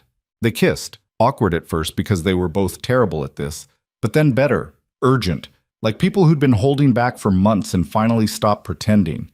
It wasn't particularly graceful. They bumped noses. Someone's elbow ended up somewhere uncomfortable. But it was real, and that mattered more than technique. Later, wrapped around each other under blankets that actually kept them warm, Evelyn said, "If we die doing this, at least we'll die together." That's morbid, but true. Yeah, but true. The next morning, they returned to Pierce's office to find him already at work, papers spread across his desk. "I've been thinking," he said without preamble. "We need to move fast. If Voss realizes you've taken these records to the law, he'll start covering his tracks. We need to file formal charges immediately." "What do you need from us?" Evelyn asked. "More testimony. I need other families willing to go on record. The more witnesses we have, the harder it is for Voss to claim this is just disgruntled debtors lying." "We can get them." "Can you? Because right now you're asking people to risk everything by opposing the most powerful man in the territory. Then we show them they're not alone, that there's actual law on their side for once." Pierce looked doubtful but nodded. "I'll draft the initial complaint. But Evelyn, Mrs. Harrow, you need to understand something. Once I file this, it's public record. Voss will know immediately, and he will retaliate. Let him." "You keep saying that like you're prepared for what it means." "I'm not prepared, but I'm doing it anyway." They spent the next week traveling between Denver and the surrounding ranches, talking to families Voss had crushed. Most were hesitant, some outright refused, but a few, just enough, agreed to testify. Anna and Thomas came first, then Ruth and her husband, even Margaret Holloway, who'd seen Voss destroy too many people to stay silent anymore. "I'll testify," Margaret said. "Someone needs to. Might as well be me." By the end of the week, they had 8 families willing to go on record. 8 families with stories that matched the pattern in Voss's ledger. 8 families brave enough or desperate enough to fight back. Pierce filed the formal complaint on a Tuesday morning. By Tuesday afternoon, half of Denver knew. By evening, word had spread across the territory. Gideon Voss was being charged with fraud, debt manipulation, and conspiracy to commit bribery. "Well," Caleb said when they heard the news had reached Voss, "now it gets interesting." Interesting was an understatement. Within 2 days, Voss's lawyers descended on Denver like locusts. They filed motions to dismiss, challenged the evidence, questioned the witnesses' credibility, claimed the stolen ledger was inadmissible. Pierce fought back with everything he had, but it was clear Voss had resources they couldn't match. "He's trying to bury us in paperwork," Pierce said during one meeting. "If he can delay this long enough, witnesses will back out. Evidence will disappear. He's playing the long game." "Then we don't let him play long," Evelyn said. "We go public. Make this a story people care about." "How?" "Newspapers. Every paper in the territory. We tell them what Voss has been doing. Force him to defend himself publicly, not just in court." Pierce looked uncertain. "That's risky. If we try him in the press before the court, he's already trying us in the press. His lawyers are telling everyone we're liars and thieves. At least if we go public, people will hear our side." They spent the next week giving interviews. Evelyn told her story to anyone who'd listen, how she'd arrived as a mail-order bride, discovered Voss's schemes, decided to fight back. Caleb talked about his father's death and the debt that wouldn't die with him. The other families shared their own stories of manipulation and loss. The newspapers ate it up. Frontier wife battles land baron. Small ranchers fight corrupt empire. David versus Goliath in the Colorado territory. Voss responded with his own press campaign. He called them criminals, said the evidence was fabricated, claimed he was the victim of a conspiracy by debtors who refused to pay what they owed. "We're losing," Caleb said one night, reading the latest editorial that sided with Voss. "He's got better lawyers, more money, and half the territory thinks we're lying." "The other half believes us," Evelyn countered. "That's something." "It's not enough." "Then we make it enough." The preliminary hearing was scheduled for March 15th. As the date approached, tension built to something almost physical. Evelyn couldn't sleep, could barely eat. Every time she closed her eyes, she imagined failure, Voss walking free, them losing everything, all of this being for nothing. "You need to rest," Caleb said the night before the hearing. "I can't." "Try anyway." "What if we lose? What if Pierce can't make the charges stick? Then we lost fighting. That's more than most people can say." "I don't want to lose fighting. I want to win." "So do I. But wanting doesn't make it happen." Evelyn sat up, her heart racing. I should testify. Tell the judge directly what Voss has been doing. Pierce said that's risky. Voss's lawyers will tear you apart. Let them try. I'm tired of hiding behind procedure. I want to look Voss in the eye and tell him exactly what I think of him. That's emotion, not strategy. Sometimes emotion is strategy. The hearing was held in the largest courtroom in Denver. Every seat was filled. Reporters lined the walls. Evelyn had never seen so many people in one place. Voss sat at the defendant's table, flanked by 3 lawyers who looked like they charged by the second. He was perfectly calm, perfectly composed, like someone who knew the system would protect him. Pierce presented the evidence methodically. The ledger, the testimony of 8 families, documentation of changing contract terms. It was damning, clear, impossible to dismiss. Then Voss's lawyers responded. They attacked everything, said the ledger was stolen property and therefore inadmissible, claimed the witnesses were lying to avoid paying legitimate debts, suggested Pierce was conducting a political witch hunt to advance his career. Your Honor, the lead defense attorney said smoothly, Mr. Voss is a respected businessman who has contributed significantly to the development of this territory. These accusations are nothing more than an attempt by debtors to avoid their legal obligations. Pierce fought back, but Evelyn could see the judge wavering. The defense was good, really good, and Voss sat there looking like someone falsely accused, not someone who'd destroyed families for profit. Your Honor, Evelyn said, standing up without permission. The judge looked startled. Ma'am, you're not— I know I'm not supposed to speak, but I'm going to anyway. She walked forward, ignoring the protests from Voss's lawyers. I'm Evelyn Harrow. I stole that ledger from Mr. Voss's office. It's true. I broke into his house and took his private records. Pierce looked horrified. The defense lawyers looked delighted. But I'm not sorry, Evelyn continued, because those records prove what he's been doing. You want to charge me with theft? Fine, do it. But first, you need to look at what I stole and ask why a man with nothing to hide keeps such detailed records of his victims. Mrs. Harrow, the judge started. I'm not finished. I came to this territory as a mail-order bride because my own father saw me as property to be sold. I married a stranger because I had no other options. I've spent months freezing and starving and watching my husband work himself to death, trying to pay a debt that was designed to be unpayable. And when I learned that Voss was doing this deliberately, destroying families for profit, I decided I'd rather be a criminal than let him keep winning.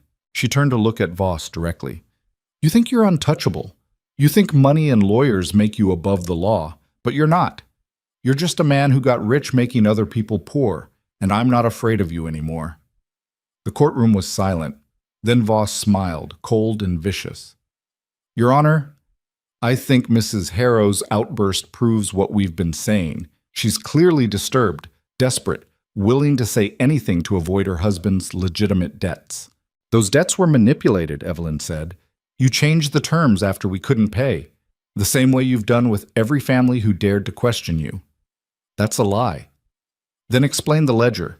Explain why you have notes next to every family about accelerating their payments or increasing their interest. Explain why every person who spoke against you suddenly found their debt called in early.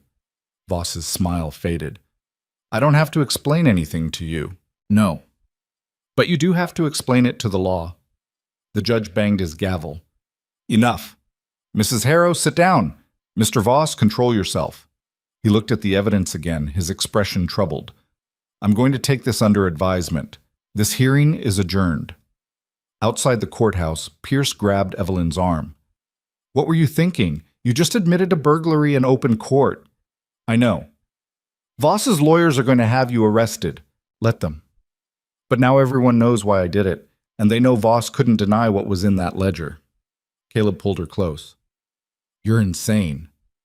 Everyone keeps saying that, because it keeps being true. That night, word spread through Denver about the hearing. The newspapers ran stories about the mail-order bride who'd confessed to burglary while accusing the territory's richest man of fraud. Opinion was split. Some thought Evelyn was brave, others thought she was delusional. But people were talking, and talk was power. 3 days later, the judge issued his ruling. The case would go to trial. All charges against Voss would be heard by a jury. And while the stolen ledger's admissibility would be determined later, the testimony of the 8 families was enough to proceed. It wasn't a complete victory. But it wasn't a loss either. He didn't dismiss it, Pierce said, looking stunned. I thought for sure he'd throw it out. He couldn't, Evelyn said. Not after everyone heard what was in those documents. Dismissing it would have looked like corruption. So now we go to trial. Voss's retaliation came 2 days later. He called in their debt, all of it, immediately. $800 due within 30 days or he'd seize the ranch. He can't do this, Caleb said, reading the notice. He just did. But the trial won't stop him from taking the ranch. Legal and justice are different things. They sat in their boarding house room, both too tired to even feel afraid anymore. We're going to lose everything, Caleb said quietly. Maybe, but we're taking him down with us. That's not much comfort. It's all the comfort we have. The trial was set for April. As the date approached, more families came forward, not just from their territory, but from all over Colorado. Stories of debt manipulation, of homes lost, of lives destroyed. Voss had been running this scheme for 15 years, and the evidence just kept mounting. His lawyers fought viciously. They challenged every witness, questioned every document, made the trial as long and expensive as possible. But Pierce held firm, and the jury listened. On the final day, Evelyn was called to testify. Voss's lead attorney stood up, smiling like a shark. Mrs. Harrow, you've admitted to breaking into my client's home and stealing his property. Is that correct? Yes? And you expect this court to believe that what you stole is legitimate evidence, not fabricated documents you created to frame my client? I didn't fabricate anything. Those records are in Voss's handwriting. They came from his office. So you say, but we only have your word for that. You have the word of 8 families whose experiences match those records exactly. You have a decade of foreclosures that follow the same pattern. You have my testimony and theirs. Evelyn looked at the jury. I'm not asking you to trust me. I'm asking you to look at the evidence and ask yourselves, does a man with nothing to hide keep such detailed records of how he's ruining people? The attorney tried several more angles, but Evelyn held firm. She'd told the truth. She'd shown the evidence. There was nothing left to do but wait. The jury deliberated for 2 days. When they returned, the courtroom was packed. On the charge of fraud, we find the defendant guilty. Evelyn felt her knees buckle. Caleb caught her, held her up. On the charge of debt manipulation, we find the defendant guilty. Voss's face had gone white. On the charge of conspiracy to commit bribery, we find the defendant guilty. The courtroom exploded. People shouting, reporters scrambling, Voss's lawyers immediately filing appeals. But it didn't matter. They'd won. Not completely, not permanently. Voss would appeal, would fight, would probably find ways to minimize the damage. But they'd won. 2 weeks later, as part of Voss's sentencing, all his fraudulent debts were declared void, including theirs. The ranch was cleared, free for the first time in a generation. Standing on the porch of the cabin they'd rebuilt together, Evelyn watched the sun set over land that finally belonged to them. We did it, she said quietly. You did it, Caleb corrected. I just tried not to die while you fought. We did it together. He pulled her close, and they stood there in the fading light. 2 people who'd started as strangers and become something neither of them had expected. What now? Caleb asked. Now? Now we live. We build. We do all the things we couldn't do when we were drowning. Sounds boring. After everything we've been through, boring sounds perfect. They went inside as the stars came out, leaving the door open to let in the spring air. And for the first time since Evelyn had arrived in Colorado, the future felt like something other than a threat. It felt like possibility. Winning didn't feel the way Evelyn thought it would. She'd imagined relief, maybe joy, the sense of a weight lifting. Instead, she felt exhausted down to her bones and vaguely suspicious that someone would show up any moment to tell them it had all been a mistake. They returned to the ranch in late April to find spring attempting to happen. The snow was melting, leaving behind mud and the kind of mess that suggested winter had been holding the land hostage for months. The cabin stood exactly as they'd left it, which felt like a minor miracle given everything that had happened. Home, Caleb said, dismounting. Evelyn looked at the cabin, the barn, the land stretching in every direction.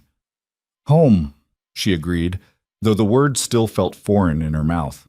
The first week back was strange. They kept expecting something terrible to happen. Another storm, another crisis, Pike showing up with new threats. But nothing did. The days were just days. Work that needed doing, repairs that could wait, time that belonged to them instead of to survival. I don't know what to do with this, Evelyn admitted one morning, drinking coffee on the porch while the sun came up. With what? Peace, quiet, the absence of constant disaster. Caleb laughed. You could try enjoying it. I don't know how. Neither do I. We'll figure it out together. The other families started visiting once word spread that they were back. Anna came first, bringing bread she'd baked and tears she'd been holding in since the verdict. You did it, she said, hugging Evelyn so hard it hurt. You actually did it. We did it, Evelyn corrected. Everyone who testified, everyone who fought back. But you started it. You were the one brave enough to steal those records. I was desperate enough. There's a difference. Is there? Anna pulled back, studying her. Because from where I'm standing, desperate and brave look pretty similar. Ruth came next, then Margaret, then families Evelyn barely knew, but who'd heard about the trial and wanted to thank her personally.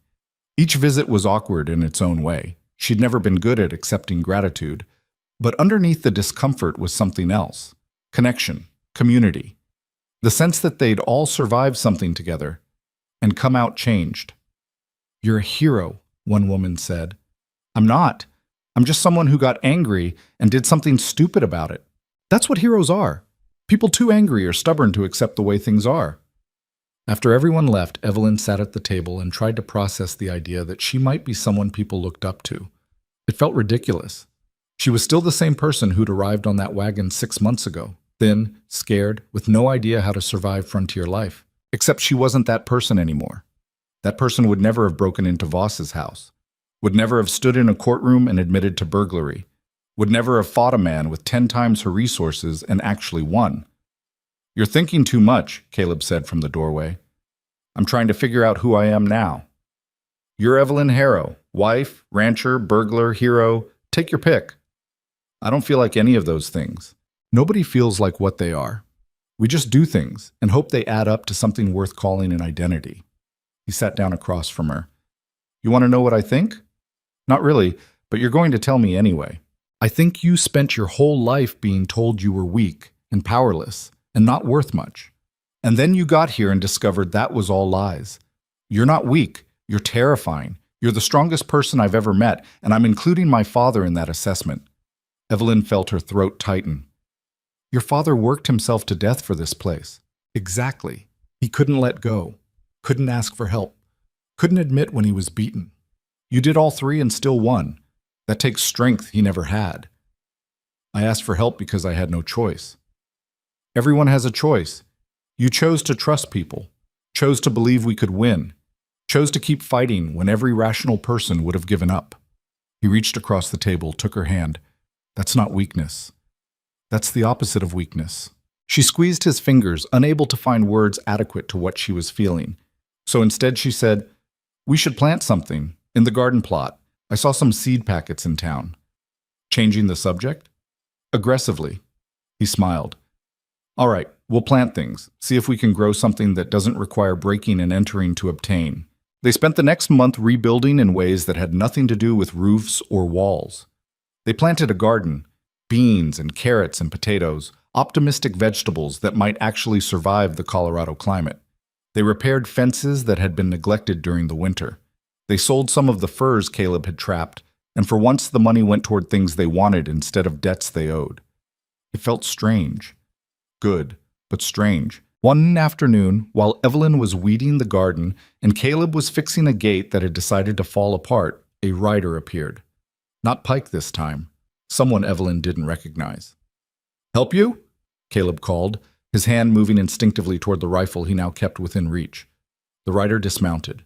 He was young, maybe 25, with an earnest face that suggested he hadn't yet learned to be cynical about humanity. I'm looking for Mrs. Evelyn Harrow. That's me. Evelyn stood, wiping dirt from her hands.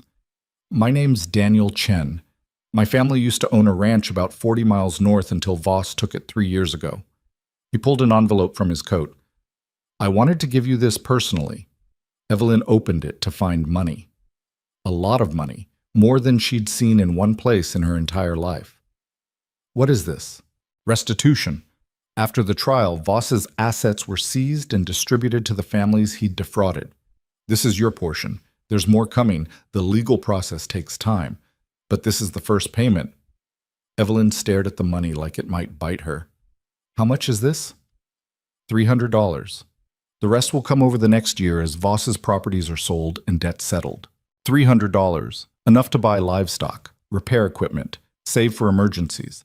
Actually build a life instead of just surviving one. I don't know what to say, she managed.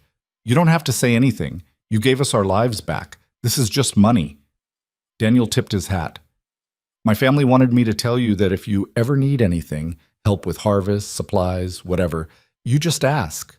We owe you more than we can repay. After he left, Evelyn and Caleb sat on the porch and looked at the money spread between them.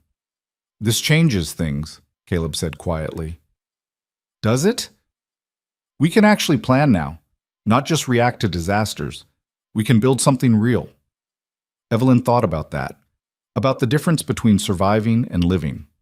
What do you want to build? Honestly, I don't know. I've spent so long just trying not to lose everything that I never thought about what I'd do if I actually won. He looked at her. What do you want? She considered the question seriously. What did she want? 6 months ago, the answer would have been simple, not to be her father's problem anymore. But now, I want a home, she said finally. Not just a cabin that keeps the cold out, an actual home where we're not scared all the time, where we can have people over without being embarrassed about how little we have, where maybe someday... She stopped, suddenly self-conscious. Where maybe someday what? Where maybe someday there could be children who grow up feeling safe, who don't spend their whole childhood afraid of losing everything. Caleb's expression softened. That sounds like a good thing to build. It's a long-term project. The best things usually are. They used part of the money to buy lumber, real lumber, not salvaged scraps, and spent the summer expanding the cabin. Added a second room, fixed the porch properly, built furniture that didn't wobble. It was slow work, and neither of them were particularly skilled carpenters, but they learned. Other families helped. Ruth and her husband came to raise the new walls. Anna brought her children to help paint. Even Margaret showed up with supplies and unsolicited advice about everything they were doing wrong. You're building the door frame backwards, she said, watching Caleb struggle with measurements. I'm aware of that now, thank you. Want help? From you? Always. By August, the cabin was transformed. Still small, still rough around the edges, but solid, warm, home. Evelyn stood in the new room, their bedroom, finally separate from the kitchen and living space, and tried to remember what the place had looked like when she'd first arrived. That leaning, desperate structure felt like something from another life. What are you thinking? Caleb asked, coming up behind her. That I can't believe this is real. That someone's going to show up and tell me it was all temporary. It's real, and it's permanent, or as permanent as anything gets. She turned to face him. I never thanked you properly. For what? For not being like my father. For treating me like a partner instead of property. For giving me space to become someone I actually wanted to be. Evelyn, you became that person on your own. I just tried not to get in your way. You did more than that. You believed in me when I barely believed in myself. He pulled her close, and they stood there in the empty room that would become their actual bedroom, not just a place where they slept in shifts, but a shared space that represented something neither of them had dared to hope for. I love you, she said. I know I said it before, but I'm saying it again. I love you, and I'm grateful every single day that I got off that wagon and didn't run. I love you too, even though you're completely insane and nearly got us both killed multiple times, especially because of that. Yeah, especially because of that. That night, lying in their new bed in their new room, Evelyn thought about the journey that had brought her here. From Ohio to Colorado, from powerless to powerful, from afraid to angry to something that might have been actual happiness. It hadn't been smooth. Nothing about their story was smooth. They'd fought and struggled and nearly lost everything multiple times. They'd broken laws and taken risks that should have destroyed them. They'd faced down a man who had every advantage and somehow came out winning. but they'd done it together. And that made all the difference. Fall came, and with it the harvest from their small garden. It wasn't much, some vegetables, a few potatoes that were more optimism than substance, but it was something they'd grown themselves, proof that the land could give instead of just taking. They started planning for winter, not with the desperation of last year, but with actual preparation. They had money now, supplies, wood stacked properly, food that wasn't just beans and questionable salt pork. "We're going to be fine," Caleb said one evening, taking inventory. "Don't say that. You'll jinx it." "I'm not jinxing anything. I'm stating facts. We have resources. We have community. We have each other. That's more than fine. That's actually good." Evelyn wanted to argue, but she couldn't. He was right. They were fine, better than fine. They were building a life that belonged to them instead of to fear or debt or Gideon Voss. In November, news came that Voss had died. Heart attack, they said, though some people whispered it was the stress of losing everything. His empire had been dismantled piece by piece, properties sold, assets distributed. The judges he'd bribed were removed from office. The corrupt system he'd built was being torn down. "How do you feel about it?" Caleb asked when they heard. "I don't know. I wanted him to face consequences, not die." "He did face consequences, just not the ones you wanted. Is that enough?" "It has to be. We don't get to control how justice happens, just whether we fight for it." Evelyn thought about that, about Voss dying alone, his legacy destroyed, everything he'd built collapsing around him. It wasn't the ending she'd imagined, but maybe it was the one that mattered. "I'm not sorry he's gone," she said finally. "But I'm not celebrating either. I'm just done. Done being angry at him. Done letting him take up space in my head." That sounds healthy. It sounds exhausting, but necessary. Winter came, but this time they were ready. The cabin was warm. The food was plentiful. The animals were fed and healthy. They spent long evenings by the fire, talking about plans for spring, about expanding the ranch, about building something that could last. "Do you ever miss Ohio?" Caleb asked one night. "Not even a little bit. Do you ever regret posting that ad?" "Every day." She punched his arm. "Liar." "All right, fine. Not every day, just the days when you do something terrifying, and I remember I'm married to someone with no sense of self-preservation." "You love that about me." "I do." "Which says disturbing things about my judgment." She laughed, and the sound filled the cabin with warmth that had nothing to do with the fire. Spring returned, and with it came the proof that they'd survived. Not just survived, thrived. The garden they planted was bigger this year. They bought 2 more horses, started talking about cattle, made plans that extended months and years into the future instead of just days. Other families were recovering too. Anna and Thomas had paid off their remaining debts and were planning to expand their own ranch. Ruth had started a cooperative where ranch wives shared supplies and labor. The community that Voss had tried to crush was rebuilding stronger than before. "It's because of you," Margaret said one afternoon, visiting with supplies for a quilting circle that had somehow become a regular thing. "You showed everyone that fighting back was possible. It wasn't just me." "It started with you. Don't diminish that."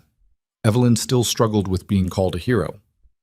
But she was learning to accept that maybe heroism wasn't about being fearless.